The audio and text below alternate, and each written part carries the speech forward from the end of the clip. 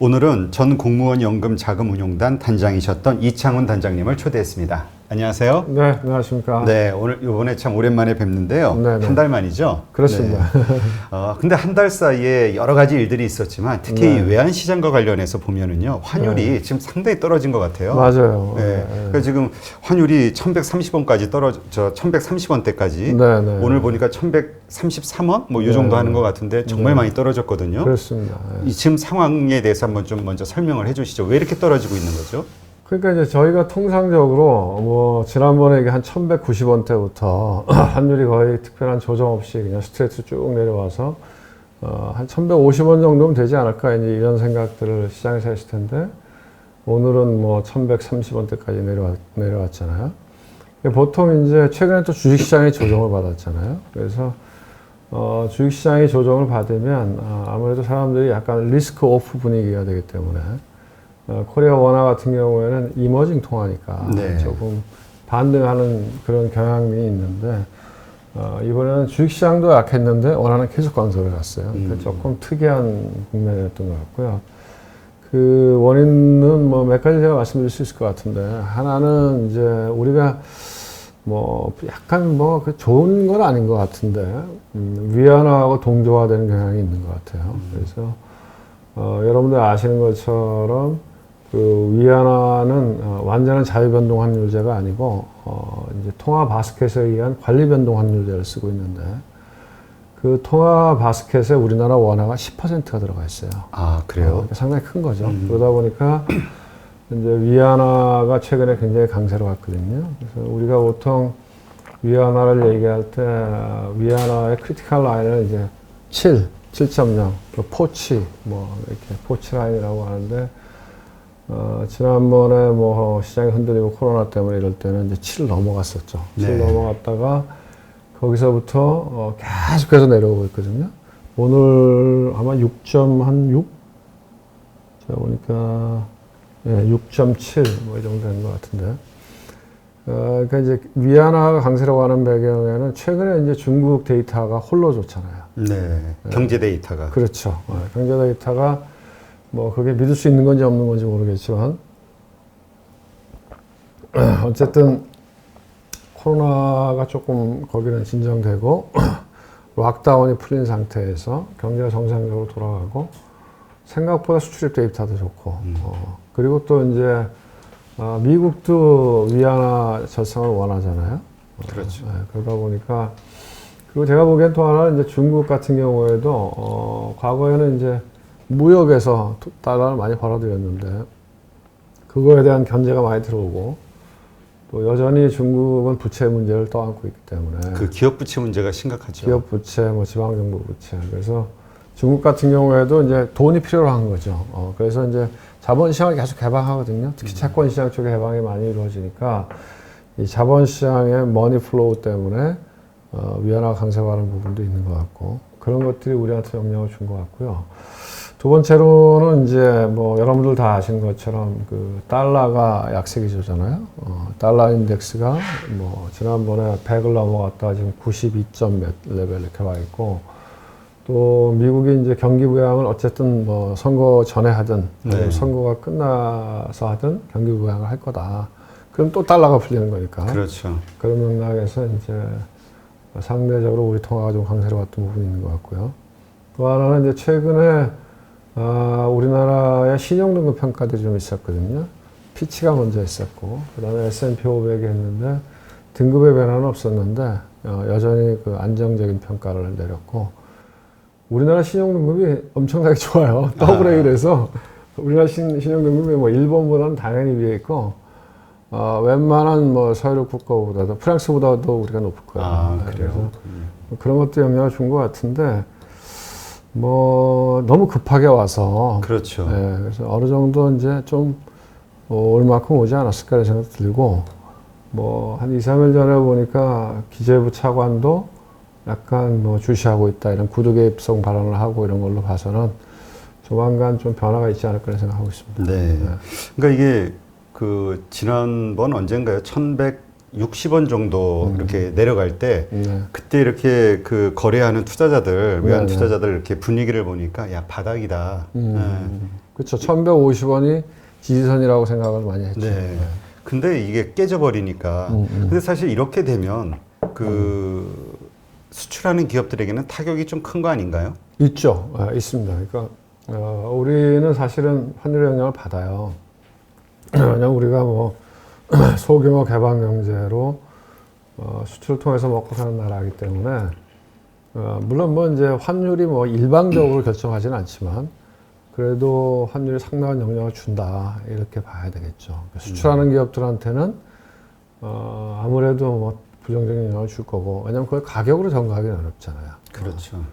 그 다음에 반대로 외화부채를 많이 쓰는 기업들 대표적인 기업이 항공사죠. 항공사, 네, 그렇죠. 대한항공 같은 경우 그런 항공사 같은 경우에는 항공기 리스나 달러 부채가 많으니까 그런 기업들한테는 유리하고 그래서 아무래도 좀 뭐 부정적으로 봐야 되겠죠. 네.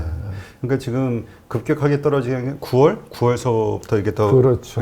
이게 빨라진 것 같으니까 9월, 10월 10월 달 들어서 뭐 더 급하게 떨어졌죠. 그러니까 이때의 기업 실적이 이익이 상당히 깎일 것 같다는 생각이 들어요. 그 수출 기업들, 반도체 뭐 이런 쪽들. 근데 뭐 제 생각에는 뭐 어느 정도는 영향을 주는데 이제 기업들도 나름대로 해칭도 할 거고 뭐 그래서 아주 큰 영향은 아닌데 어쨌든 안 좋죠.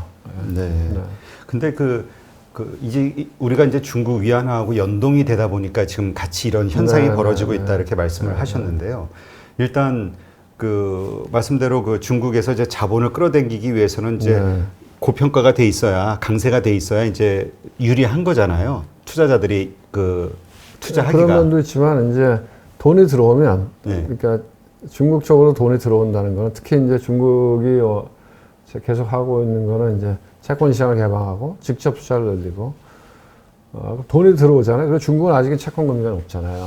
그러면 3.3%대가 넘는다고. 그러니까 지금 뭐 돈이 들어오면은 달러가 들어와서 위안화를 사야 되잖아요. 그렇죠. 우리나라도 마찬가지잖아요. 주식이나 채권을 사려면 달러를 갖고 들어와서 코리아 원화를 사야 되니까 그 해당 통화는 강세로 가는 경향이 있는 거죠.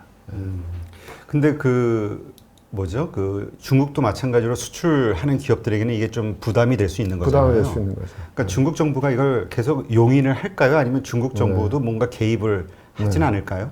그 좋은 질문이신데요. 그래서 중국도 너무 빨리 떨어지니까 사실은 뭐 점진적으로 위안화가 절상으로 갈 수밖에 없다. 그거는 뭐 맞는 얘기인 것 같고 또 미국도 원하고 그런데 이제 속도가 너무 빠르니까 그러니까 뭐든지 경제 변수라고 하는 게 이제 서서히 이렇게 올라가거나 떨어지면 어쨌든 경제 주체들이 반응을 하고 적응을 하는데 속도가 빠르면은 그게 쉽지 않잖아요. 그러면 그렇죠. 이제 아무래도 경제 부정적인 영향을 주니까 제가 보니까 한 1, 2주 됐나요? 얼마 된 것 같은데 중국에서도 이거 안 되겠다 싶어서 약간의 조치들을 갖다가 내놓긴 했어요. 근데 이제 뭐 예를 들어서 뭐 이제 외화 바깥에 돈이 나갈 때 이제 뭐 거래할 때나 이럴 때 증거금 포지션을 좀 낮춘다든가 이래서 그러니까 달러를 사는 걸 조금 더 용인할 수 있는 쪽으로 이렇게 했는데도 불구하고 별로 약발이 안 먹혀요. 근데 어쨌든 제가 보기에는 뭐 1130원 여기서 더 내려가면 우리나라 정부도 그렇고 중국도 그렇고 아마 어느 정도 시장 갭이 있지 않을까요? 그런 느낌이 드는데요. 네. 그렇죠. 아무래도 수출이 저희 그 주력 경쟁 산업이다 보니까 네. 그 문제가 가장 크겠죠. 기업들의 이익 문제. 그러니까 이제 그거를 환율을 만들기 위해서 개입을 하는 거는 그런 이제 미국이 엄청 싫어하죠. 그래서 그렇죠. 미국의 환율 조작이라고 보잖아요. 그쪽은. 뭐 조작이라고까지는 그런데 걔네들도 어쨌든 1년에 2번씩 미국 재무부에서 그 환율 평가 보고서를 내거든요. 의회에서 이렇게 보고하는데 그 환율 평가 보고서에서 걔네들이 이제 몇 가지 항목을 놓고 뭐 예를 들면 경상 흑자가 많은 기업 뭐 세 가지 조건인데 제가 정확하게는 기억을 못 하겠는데 그렇게 해서 얘네는 좀 유심시켜 봐야 되겠다. 아니면 얘네는 환율 조작을 하고 있다. 뭐 이런 자기 나름대로 평가를 내기 때문에 시장의 환율을 조작하러 들어가는 건 어렵고요. 그렇지만 어느 나라나 환율이 되게 중요하기 때문에 환율의 속도를 조절하는 거에 대해서는 뭐라고 안 그래요. 그러니까 이제 이게 급하게 떨어질 때는 예를 들어서 뭐 달러를 좀 사서 원화를 안정시켰다가 또 올라가면은 또 달러를 팔고 이렇게 해서 환율의 안정화를 위해서 시장에 개입하는 거에 대해서는 뭐 그건 국제적으로 요인이 되는 거니까 뭐 제 느낌에는 여기서 한 번 더 밀리면 정부도 들어오지 않을까 라는 생각이 듭니다. 그 말씀하신 그 보고서에 네. 한국도 항상 들어간다면서요?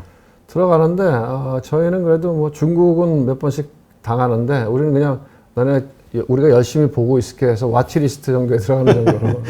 그래가지고 작년까지는 코로나 사태가 없었으면 네. 그 중국 다음으로 그 환율 조작국으로 지정되고 손봐줄 곳이 한국이라는 이야기들이 많이 떠돌았었죠. 뭐 그런 얘기도 좀 있었죠. 네.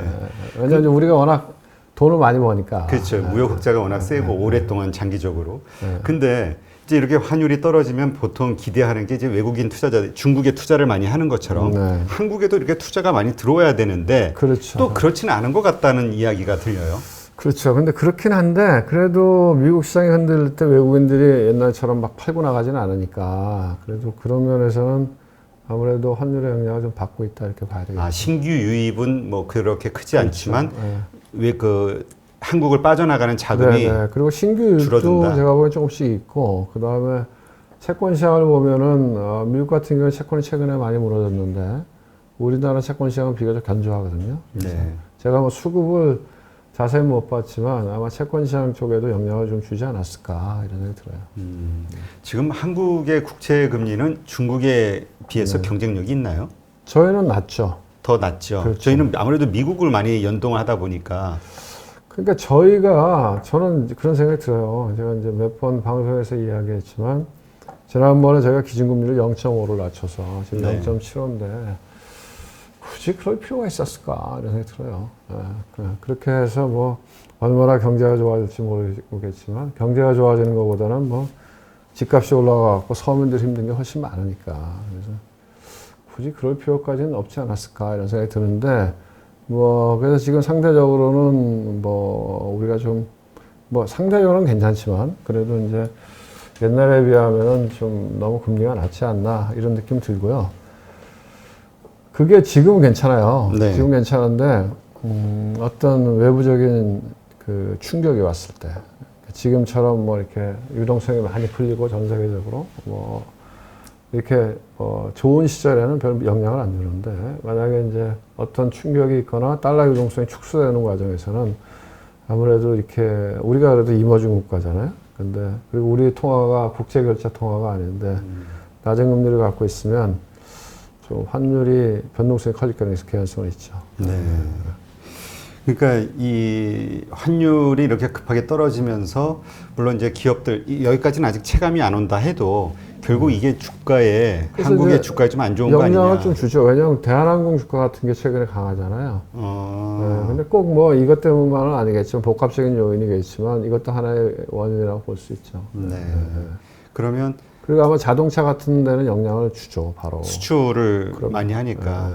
근데 이런 게 또 다른 면에서 보면은 그 우리 이제 보통 외국에 투자를 한 그 서학김이라고 표현하죠 요새. 네네. 예. 이런 분들 같은 경우는 지금 그런데 환차손 그 문제가. 사람들은 그렇네요. 네, 서학개미들은 보통 이제 달러 포지션을 갖고 갈 때 굳이 화냈지는 않았을 테니까. 왜냐하면 달러 자산을 갖고 하는 것 자체가 의미가 있으니까 그렇게 들어가신 분들은 환차손을 봤다고 봐야죠. 근데 어떻습니까? 지금 그 이러한 상황에서 네. 또 어떤 의견을 가지신 분들이 있냐면은 오히려 이렇게 한국 네. 돈이 고평가돼 있을 때 강할 네. 때 네, 네. 이럴 때 미국을 들어가야 된다 이런 얘기하시는 분도 그것도 일리가 있고요. 있는 얘기죠.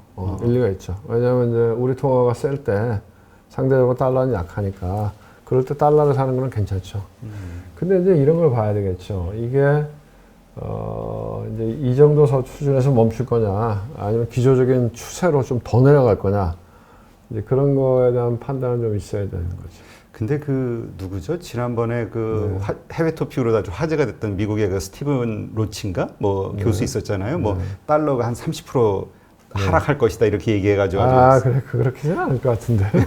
그러니까 지금 말씀하셨듯이 네. 그 지금 이제 양쪽 민주당과 공화당 정부가 협의가 안 되고 있지만 네, 네. 선거 이후에는 어떤 식으로든 그 그렇죠. 2조 네. 2천억 달러 이상의 된다고 봐야 되겠죠. 예, 네. 집행이 되면 또 달러가 풀리는 거니까 그렇죠. 그러니까 지속적으로 달러 가치는 하락할 수밖에 없지 않냐 이런 얘기를 하시는 분이 있거든요. 그렇긴 한데 제가 보기에는 이제 달러를 우리가 2008년부터 쭉 보면 큰 그림에서 보면 달러는 달러 인덱스 기준으로 네.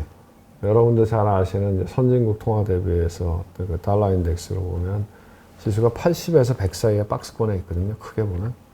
그리고 또 그 박스권을 나눠보면 90에서 100 사이의 박스권. 근데 그 90 레벨은 사실은 잘 안 깨졌거든요. 근데 지금 네. 92점 얼마인데요. 왜냐면 달러가 계속 약해지면 사람들이 달러를 보유하고 싶지 않을 거 아니에요.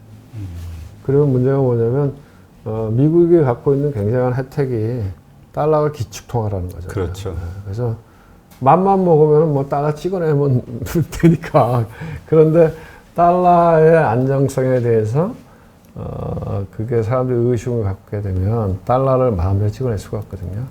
왜냐하면 그 1970년대에 닉슨 대통령 때 금태환 제도, 금으로 바꿔주는 제도를 포기했거든요. 금태환 제도를 포기하고 나서 한동안 달러가 굉장히 불안정하게 움직였고, 그리고 그런 것들은 미국은 이제 소비 국가잖아요. 자기네가 생산하는 게 아니라 수입을 하잖아요. 근데 달러가 계속 약해지면 인플레 압력이 높아지게 되거든요. 그렇죠. 네, 그래서 저는 뭐 달러 인덱스가 90 이하로는 안 내려갈 거다 이렇게 봐요. 적정 수준에서 관리하지 않겠나. 그래서 그러니까 정말 그 기축통화로서의 어떤 지위가 완전히 흔들리는 그런 대형 사고가 생기지 그거는 않는 제일 한 중요한 거니까. 예, 네. 사고가 생기지 않는 한 하다가 어느 정도 네네. 다시 네. 뭐 반전이 되든 박스권 정도. 제일 뭐 좋은 거는 그 사람들도 이제 적당한 박스권을 좋아하겠죠. 근데 그 말은 타당성이 있는 건가요? 이렇게 환율 이제 이러한 걱정을 하는 경우에 또 나오는 그 대응 논리가 뭐냐면 네. 미국만 달러 찍어대냐? 다른 우리도 달러 찍지 않? 아니, 우리도 우리 원화 찍어대지 않냐? 네. 그러니까 결국 쌤쌤 아니냐? 네. 예, 같이 양쪽 완화를 하니까 그거는 틀린 얘기죠. 예, 왜 틀리죠? 그게? 일단 우리는 그렇게 많이 찍어낼 수도 없고, 환율이라고 하는 게 국내 시장에서도 결정되지만 이 국제 통화 시장에서 결정되는 건데, 우리는 국제 통화가 아니거든요. 그러니까 달러가 지금 약한 거는 상대적으로 이런 거예요. 유로, 옌, 이런, 특히 이제 유로의 상대 비중이 엄청 큰데, 달러는 앞으로 더 찍어낼 수 있는 여지가 있는 거거든요. 심하게 얘기하면 달러 금리를 마이너스까지 내릴 수 있는 그냥 상상이지만 할 수도 있는 거거든요. 근데 유로나 옌은 이미 많이 찍어냈고 이미 마이너스 금리가 있기 때문에 그렇죠. 더 갈 데가 별로 없는 거예요. 그럼 얘는 갈 데가 더 있고 얘는 더 갈 데가 별로 없어. 그래서 상대적으로 달러가 더 약해지는 거거든요. 그런 개념인데, 저희는 뭐 유로나 옌처럼 그렇게 찍어냈다가 나라가 그냥 그거는 뭐, 왜냐면 이제 우리들이 갖고 있는 경제학적인 오류 중에 하나가 돈을 많이 찍어내고 그 다음에 경제가 좋아지고 그러면 고용이 늘어나고 그러면 개인들의 소득이 늘어나서 우리 소득주도 성장 뭐 이런 거죠. 소득이 늘어나면 그 사람들의 가처분 소득이 늘어나니까 소비가 늘어나고 그럼 물가가 올라간다. 이게 전통적인 소위 얘기해서 수요 견인 인플레 이야기인데, 그게 지난 10년 동안 하나도 안 모였어요. 택도 없는 얘기거든. 왜냐면 돈을 아무리 많이 풀어봐야 그만큼 경제가 안 좋아지고 조금 좋아지긴 하지만 그렇게 풀어낸 돈이 많은 사람들의 소득 증가로 연결이 안 되고 그 돈들은 부동산과 주식시장으로 올라가서 자산 인플레를 이빠이 일으켜서 오히려 개인들은 쓸 돈이 없어요. 생각해 보세요. 전세값 올라가는데 내가 어떻게 돈을 쓰겠어요. 그렇죠. 집값이 올라가는데 내가 어떻게 돈을 쓰겠어요. 그래서 오히려 사실은 가처분 소득은 별로 안 늘어나더라 이거지. 그런데 언제 인플레가 오냐. 대부분의 인플레는 참 아이러니한 건데, 뭐 미국을 제외해서 그 나라의 환율이 올라갈 때 인플레가 와요. 환율이 올라가면 강세가 될 때, 아니 환율이 약세가 될 때. 약세가 될 때. 그럼 수입 물가가 팍 올라가잖아요. 그렇죠. 우린 좀 덜한데, 그래서 그런 약간 나쁜 인플레이션이 오기 때문에 뭐 우리는 마음껏 돈을 풀 수는 없다. 이런 얘기인데. 아, 미국은 기축통화니까 상관없고. 네, 왜냐면 미국이 약세니까 거기가 지금 수입 물가가 확 올라갈 거 아닙니까? 그러니까 이제 제가 말씀드렸지만 어느 정도의 약세는 큰 문제가 없는데 더 심하게 약세로 가면 거기도 수입 물가 압력이 있죠. 특히 이제 저희는 수출이 훨씬 많잖아요. 그렇죠. 근데 미국 같은 나라는 수입이 훨씬 많을 거 아니에요. 그렇죠. 예, 무역 적자가 심하니까. 그래서 어느 정도 걔네들도 뭐 얼마나 똑똑한 사람들이겠어요. 그러니까 그 사람들이 다 관리하겠죠. 그러니까 이런 강세, 그러니까 달러 약세 기조를 네. 미국에서도 네. 뭐 원래 그 자기네 수출을 위해서 참 트럼프 대통령이 트럼프는 주장했던 게 줄기차게 약세였잖아요. 줄기차게 주장했죠. 예. 네, 네. 근데 막상 이런 약세가 됐잖아요. 네, 네. 근데 그렇다고 해서 미국이 수출할 물량이 그렇게 네. 뭐가 있을까라는 생각이 들면서 네. 다시 이걸 강세로 전환시키기 위한 노력을 하지는 않을까? 이런 질문이 생기거든요. 그렇지는 않았는데 뭐 사실 근데 미국이 뭐 그 달러 약세가 됐다고 해서 예를 들어서 달러가 이제 인덱스 기준으로 100을 넘어갔다가 지금 한 10% 정도 절하가 된 거죠. 92, 94니까. 그렇다고 해서 미국의 무역 흑자가 확 늘어났냐? 그렇지는 않거든요. 근데 이제 그 어떻게 보면 트럼프의 뭐 제조업 입장에서 하는 얘기죠. 왜냐하면 트럼프는 정치적인 지지 기반이 러스트 벨트잖아요. 네, 그러니까 이제 뭐 그런 건데 사실은 뭐 미국이 주로 수출하는 건 제품보다는 서비스나 금융이니까 그렇죠. 그렇게 민감하지는 않고요. 그러니까 제가 보기에는 뭐 적정한 수준에서 이게 환율이 관리될 것 같고 1130원? 글쎄 뭐 이 정도면 많이 온 것 같은데 이제 1100원은 이런 레벨을 금방 깨지는 쉽지 않을 것 같아요. 그래서 이제는 어느 정도 바닥 다지기가 되지 않을까 이런 생각이 들고 더 내려가면은 개입할 것이다. 그럴 수 있을 것 같은데요. 구두 개입부터 시작해서. 네. 그러면 지금 여기서 만약에 뭐 바닥을 다진다든지, 그러니까 이 얘기는 결국 이제 앞으로 요 정도 선에서 계속 횡보를 할 것이다로 보시나요? 아니면 하다가 다시 상승 반전으로 갈 거라고 보시나요? 그거는 이제 뭐 환율, 주가, 리스크 팩터 이런 것들이 역동적으로 상호작용하면서 움직이는 거니까 지금 당장 뭐라고 얘기하기는 어렵죠. 근데 이제 그냥 이거는 just gut feeling이라고 그러잖아요. 그냥 감이죠. 감으로 봤을 때는 뭐 여기서 더 내려가 봐야 얼마나 더 내려가겠냐. 어느 정도 박스권 다지기랑 바닥 다지기가 있지 않을까 이런 생각이 들죠. 네. 그러면 그 여러 가지 이제 우리 대외 변수라는 게 있지 않습니까? 뭐 예를 들면은 지금 코로나의 어떤 제2차 팬데믹, 사실 네. 지금 이미 재확산이 이미 시작이 됐죠. 네. 유럽이나 미국 뭐 네. 아주 크게 늘고 있으니까 이러한 현상들. 네. 그다음에 또 지금 미국 영국의 브렉시트 문제가 또 불거지는 것 같은데. 그렇죠. 예, 이러한 어떤 요소들 때문에 이 환율이 또 이렇게 변동이 확 될 가능성은 없나요? 어느 정도 있다고 봐야 되겠죠. 근데 이제 지금 말씀하신 그 코로나의 재확산 문제, 또 이제 브렉시트 협상이 아직 마무리가 안 되고 있잖아요. 이런 문제, 이런 것들은 시장이라는 게 참 묘하다는 생각이 드는 게요. 시장은 자기가 경험하지 못한 불확실성이 오면 굉장히 불안해요. 그래서 세게 반응하거든요. 코로나 1차 왔을 때 엄청 세게 반응했잖아요. 근데 이제 한번 다 경험해 봤잖아요. 브렉시트도 마찬가지고. 브렉시트 처음 나왔을 때는 브렉시트 처음 얘기 투표 이제 영국에서 국민 투표를 했잖아요. 네. 그때 그 국민 투표에서는 사실은 그냥 EU 잔류하지 않을까 이렇게 생각을 했는데 의외로 승리를 했어요. 박빙의 차이로 나가자. 그 며칠 사이에 파운드가 어마어마하게 폭락을 했거든요. 그래서 그런 것들을 처음에는 굉장히 시장이 민감하게 반응하는데 지금은 이제 다 하잖아요. 우리도 얘기할 정도로. 그러니까 일단 코로나 재확산만 하더라도 코로나가 재확산되더라도 옛날처럼 완전 봉쇄 이렇게는 이제 못 간다는 거죠. 이제는 뭐 어느 정도 봉쇄하고 그냥 할 수 없다 이렇게 갈 수밖에 없기 때문에 경제에 미치는 충격도 어느 정도는 부정적이지만 처음처럼 뭐 완전히 이렇게 망가지는 않을 거고 브렉시트 문제도 이미 한번 다 겪었던 문제이기 때문에 그렇게 세게는 시장이 반응할 것 같지는 않아요. 근데 뭐 늘 영향을 주겠죠. 근데 이제 늘 저희가 보면은 시장에 충격을 주는 거는 우리가 예상했던 것보다 약간 그럴 수도 있지 않을까 이런 데서부터 오죠. 그러니까 다들 그런 얘기 하시더라고요. 이미 알고 있는 건 더 이상 네. 큰 변수로 작용이 안 된다. 그렇죠. 네. 그러면 이제 지금 시점에서 우리가 긴가민가 하는 요소들이 뭐 있나요? 이렇게 좀 환율이라든가 주가가 크게 변동을 할 만한 요소들이? 뭐 미국 대선도 이미 다 나온 얘기고요. 그렇죠. 근데 뭐 미국 대선이 나온 얘기긴 한데 만약에 진짜로 트럼프 대통령이 나 승복을 못하겠다 이러면은 그거는 리스크가 될 수 있죠. 그러니까 오히려 그런 얘기 하시는 분도 있더라고요. 그 지지난 주에는 바이든이 한참 앞서 나갈 때는 네.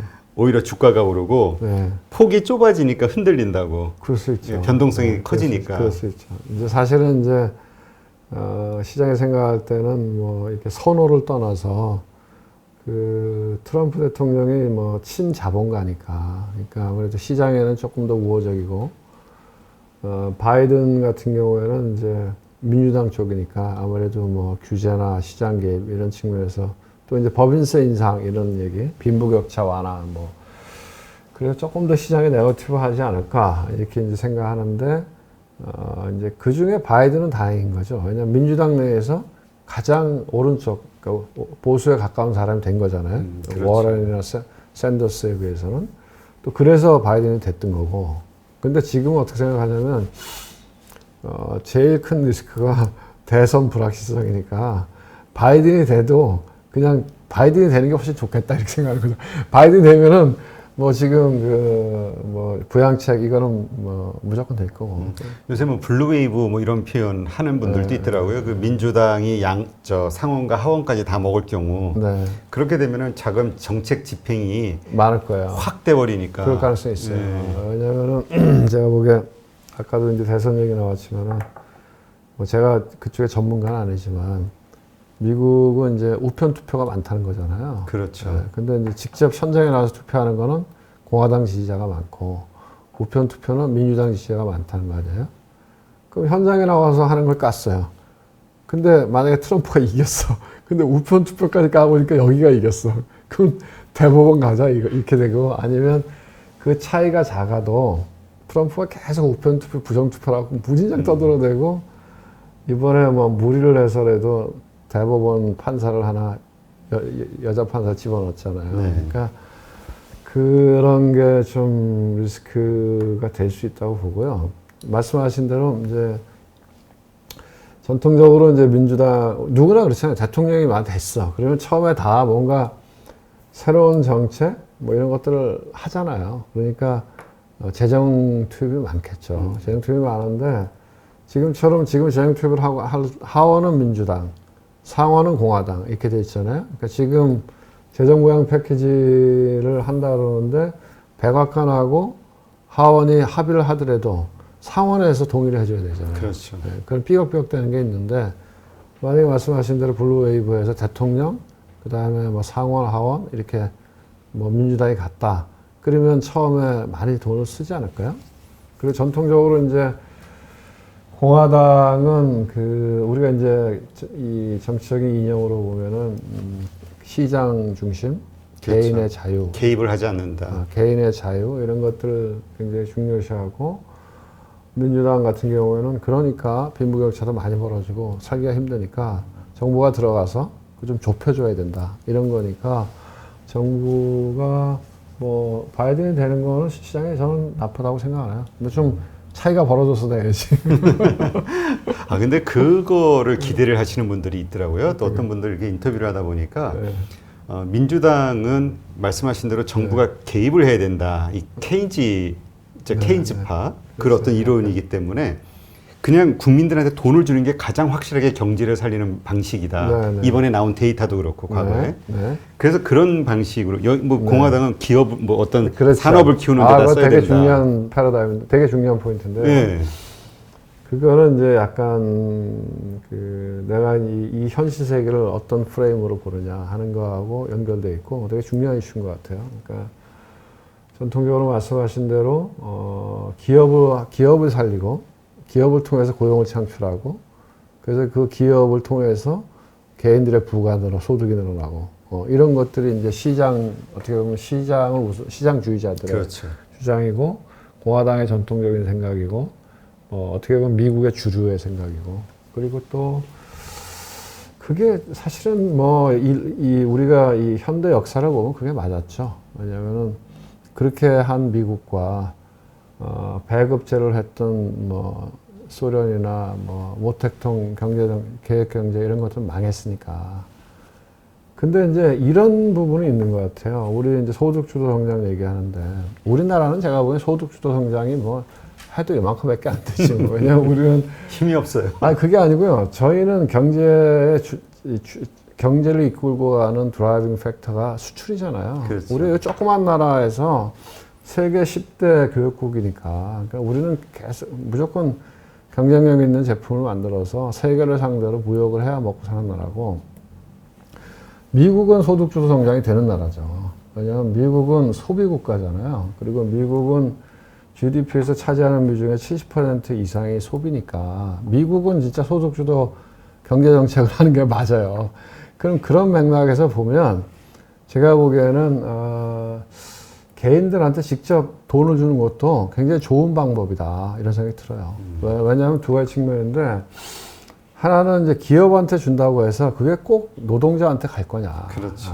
왜냐하면 기업이라고 하는 거는 궁극적으로 주주의 이익을 극대화시키는 건데요. 특히 이제 서구, 미국이나 뭐 유럽의 그 기업들은 특히 미국 기업들은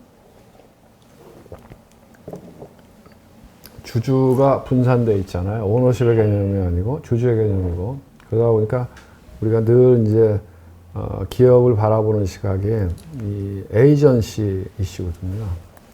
과연 경영자들이 내 돈 안 빼먹고 정확하게 주주의 이익을 대변해서 경영을 해줄 것이냐 이런 관점에서 바라보잖아요. 그래서 그런 경우에 이제 그 경영자들은 어쨌든 뭐 기업에 뭐가 오면 주주의 이익 극대화 쪽으로 가지 근로자 이익 극대화로 안 가니까 그렇게 되는 거고 저희는 제가 보기에는 뭐 우리나라의 기업은 꼭 그 미국 기업하고는 조금 다르죠. 우리는 오너십 개념이 있기 때문에 사실은 이제 주주 안에서도 이해상충 문제가 있잖아요. 그래서 대주주를 위한. 그렇죠. 그러니까 최근에 뭐 LG화학도 그렇고 뭐 최근에 현대차도 그렇고 어이 뭐지 이런 거를 이제 그렇죠. 같은 주주인데 그래서 왜 주주의 차별을 둬? 네, 조금 다른 부분이 있는 것 같고요. 그래서 저는 뭐 미국같이 소비주도의 경쟁에서는 직접 가난한 사람들한테 돈을 주는 것도 굉장히 효과적이다. 왜냐하면 이제 하나는 기업을 통해서 그게 다 흘러가지 않을 거다 하는 거고 오히려 거꾸로 이제 소비주도의 경제인 경우에는 그렇게 해서 소비가 늘어나면 자연스럽게 거꾸로 기업이 좋아지니까요. 예, 물건을 더 살 거고 그러면 설비 투자도 늘어날 거고 이렇게 되고 또 하나는 사실은 이제 우리가 이렇게 뭐 복잡하게 이렇게 돈이 가는 통로를 복잡하게 만들잖아요.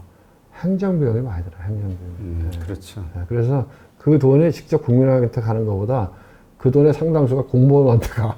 그래서 공무원도 인건비로 가고 뭐 시스템 만드는 데로 가고. 그래서 그런 부분들 때문에 뭐 괜찮은 것 같습니다. 예, 우리도 제가 보기엔 어려울 때 내수 측면에서는 제가 보기에는 전체 GDP 증가라고 하는 측면에서는 뭐 그렇게 뭐 효과적이진 않은데 그거보다 우리나라는 자영업자들이 많잖아요. 그렇죠.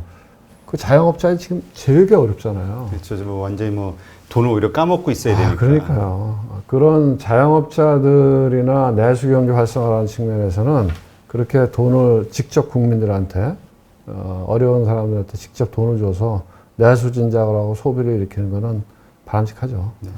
그 지금에 일어나는 지금 말씀하신 LG화학이라든가 뭐 이런저런 이슈들, 네. 그 다음에 그 이해 관계자를 다 만족시켜야 된다는 네. 어떤 그런 시대적 흐름이 결국은 우리 화두가 ESG 그룹 그 기업들 네, 있잖아요. 네, 네. 그 지속 성장이 가능한 네, 네. 예.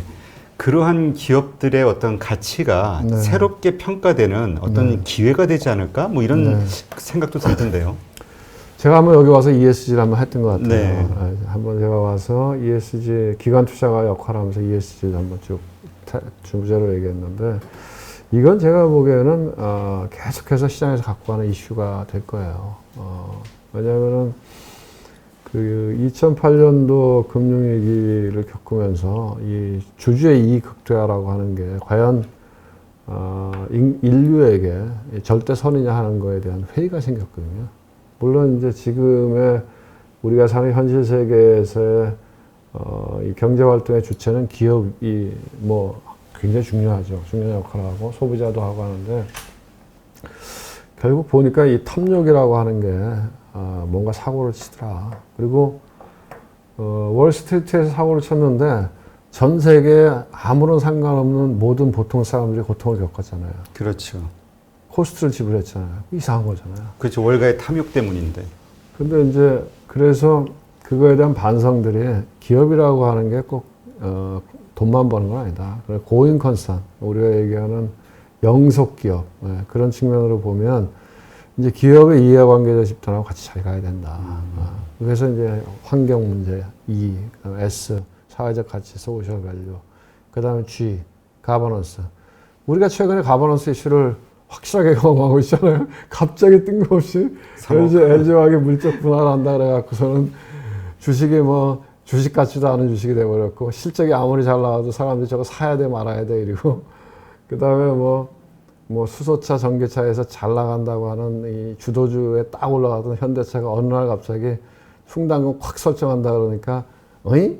그 현대차 주가는 빠지고 글로비스 대주주가 많이 갖고 있는 글로비스 주가는 올라가고 이런 가버넌스 이슈가 좀 문제가 있는 거죠. 그쵸. 이게 상당히 좀 민감한 문제인데, 이게 저 얼마 전에 미국 변호사를 한번 초대해서 질문을 드려봤거든요. 이게 이제 그러니까 불법이냐 합법이냐의 어떤 경계선에 있는 건데, 어쨌든 이러한 행위, 소액주주들을 설득하는 그 과정이 부족했기 때문에 소송에 걸릴 염려는 분명히 있다. 소송에 신청하면 소송은 걸린다. 이런 얘기를 하더라고요. 소송은 걸리는데, 소송에서 이기지 못하겠죠.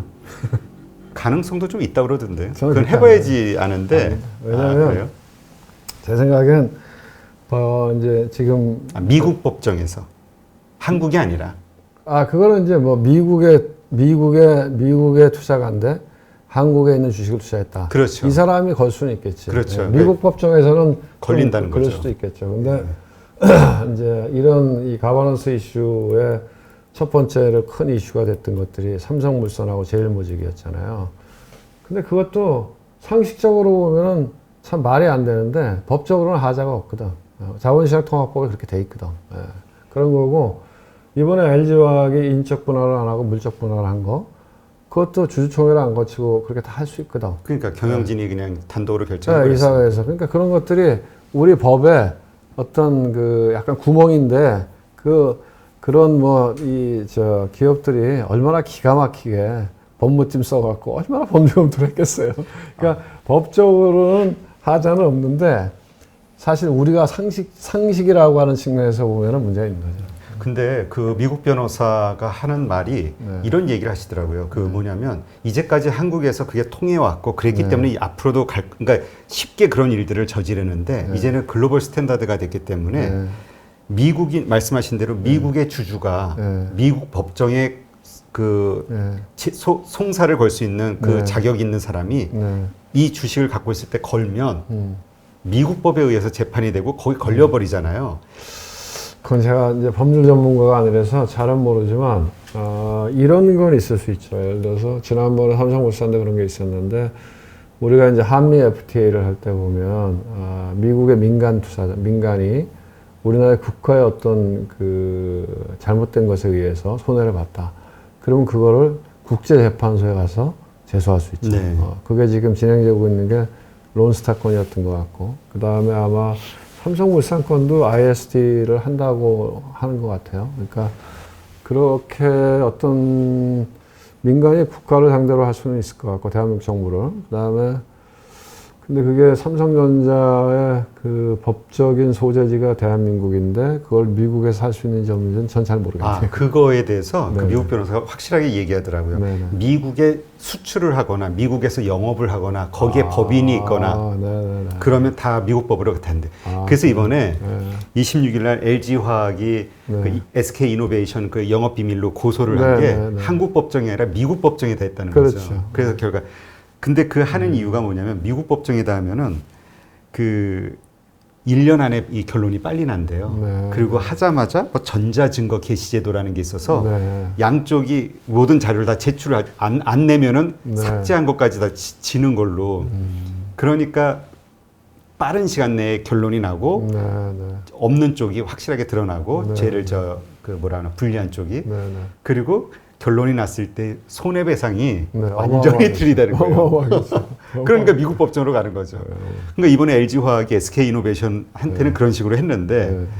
이건 뭐 가정이지만 네. 만에 하나 이러한 행위들에 대해서 미국인 주주가 네. 마찬가지로 미국 법정에 호소했을 때 역시 국내법이 아니라 미국 법으로 진행이 되니까 그런 리스크를 위해서라도 한국도 글로벌 스탠다드 법 체계를 만들어야 된다. 그러니까 이 가버넌스 이슈가 참 저는 이게 한국 주식이 이렇게 이제 할인돼서 거래되는데 네. 싸게 거래되잖아요. 근데 그게 이제 저는 두 가지인 것 같아요. 하나는 이제 가버넌스 이슈고 또 하나는 정부의 규제 이슈고.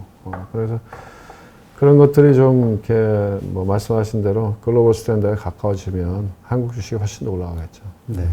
이러한 ESG는 어쨌든 제가 보기에는 굉장히 그 오래 갈 수 있는 주제다 이렇게 봐요. 그러게요. 이제 정말 착한 기업, 우리 좀 쉽게 표현하기 좋은 말로는 착한 기업, 그렇죠? 모든 이해 관계자들에게 착한 기업이 오래 살아남는. 네네. 그러니까 이제 그런 식으로 기업들이 변화해야 되는데 어쨌든 지금 드러나는 모습은 좀 아닌 거니까. 그래도 이제 이런 ESG 컨셉이라고 하는 게 생겨났고 점점점 주주의 압력이 요새는 보면 우리나라도 이제 주식 투자하시는 분들이 무지장 많잖아요. 그러니까 주식 투자하시는 뭐 동학개미, 저는 사실 동학개미라는 표현을 별로 안 좋아하는데 왜냐하면은 동학은 그 굉장히 뜻은 좋았지만 결국은 실패했잖아요. 많은 사람들이 죽었고 그러니까 그렇게 되면 안 되는데 싶은데 그래서 근데 이제 어쨌든 지금은 이 개인 투자자들이 목소리를 내면 그 정책의 반영이 어느 정도 되잖아요. 네, 그렇죠. 그래서 이런 뭐 ESG나 가버넌스나 이런 인식들이 점점점 번져나가면 기업들도 경영하는데 그런 거를 무시할 수 없죠. 그렇죠. 네. 지금 이러한 여러 가지 상황들이 혼재되어 있는 이 한국 주식시장. 네. 지금 시점 투자하기에 적당한 때라고 생각하시나요? 저요? 네. 저는 괜찮다고 봅니다. 지금 이럼에도 불구하고. 네네. 왜냐하면 뭐 단기적으로는 오르락 내리락 할 수 있는데 제가 이제 하나 느끼는 거는 지금 얘기하신 그런 뭔가 우리가 개선해야 될 점을 안고 있다 하는 게 주식으로서는 좋은 거죠. 이게 오히려 가격이 낮은 이유가 되니까. 그러니까요. 그런 것들 개선해 나가면서 밸류에이션이 계속 좋아질 거니까. 그리고 이런 문제점들은 시간이 갈수록 그러니까 다 해소가 될 거라고 보시는 거군요. 왜냐하면 옛날 같으면 그냥 그 대기업들이 그냥 별 문제 없이 이런 거 막 했어요. 그렇죠. 근데 지금 이미 문제가 됐잖아요. 그렇죠. 뭐 이슈가 되고 있으니까. 그렇죠. 그러니까 삼성 같은 경우도 이거 갖고 지금 몇 년째 시달리잖아요. 그러면은 그렇죠. 그렇게 이제 할 수가 쉽지 않아요. 예. 그리고 이제 LG화학도 하고 나니까 막 주가 빠지고 뭐라고 그러니까 배당을 높이겠다. 배당을 이제 돈 버는 거에 30% 이상은 다 배당하겠다. 배당 성향 주겠다. 이렇게 나오잖아요. 그러니까 그런 것처럼 이 사회적인 압력이 세지기 때문에 그래서 이제 저는 뭐 결국은 좋아지는 방향으로 갈 거라고 보고 그리고 뭐 규제 이슈도 많이 있는데 그런 것도 좀 뭐 정치도 우리나라 좀 나아지겠죠. 나아져야 되고 희망을 가지고. 네, 그리고 또 이제 그 저는 생각하기에 대한민국의 기업들이 참 대단하다는 생각을 해요. 왜냐하면 아마 우리가 뭐 우리 역사가 한 3,000년 되나요? 그죠? 뭐 단군한 것부터 하면 5,000년 역사라 그러는데.